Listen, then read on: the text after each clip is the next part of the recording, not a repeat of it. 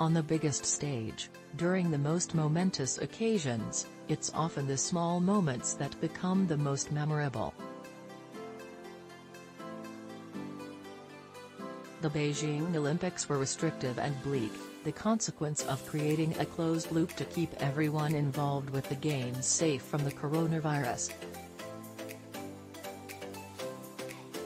We could see restaurants and shops and museums as we rode buses to sports venues, but we couldn't stop in at that big seafood place that always seemed to have a lot of cars out front, and we couldn't go for a walk beyond the barriers.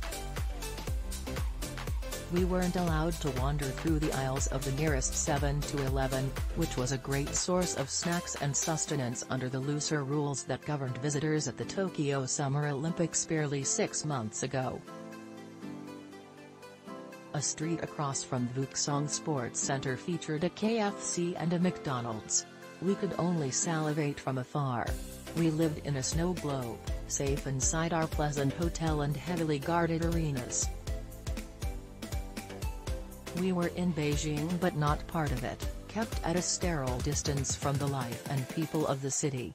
We couldn't explore or go off the beaten path, preventing us from enjoying some of the great pleasures travel can provide. That feeling of being so removed from everyday life is why my interactions with volunteers at the venues and with the technicians who had the thankless job of administering the throat swabs for our daily COVID tests stand out for me in remembering Winter Games that were unlike any other I've covered. Initially, the volunteers seemed hesitant to engage in conversation, though it was impossible to know if that was by choice or by order from Olympic organizers. Gradually, shyly, they began to respond to greetings. A hello was followed by a "how are you?" A thank you elicited "you are welcome," and, as the games went on, an added "have a nice day." One day, a journalist rose from his seat but didn't tuck his chair back under the table. An exasperated volunteer immediately approached. "What are you, 3 years old?" she said, drawing laughs from everyone who heard, including the person who had so grievously breached chair etiquette.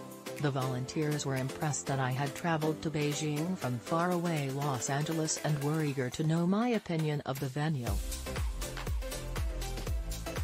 When I told those who worked at Wukesong they had made the arena my favorite place to visit, they clapped and laughed. One young woman told me to wait because she had a gift for me. She returned with a set of glossy postcards with images of China and proudly presented it to me.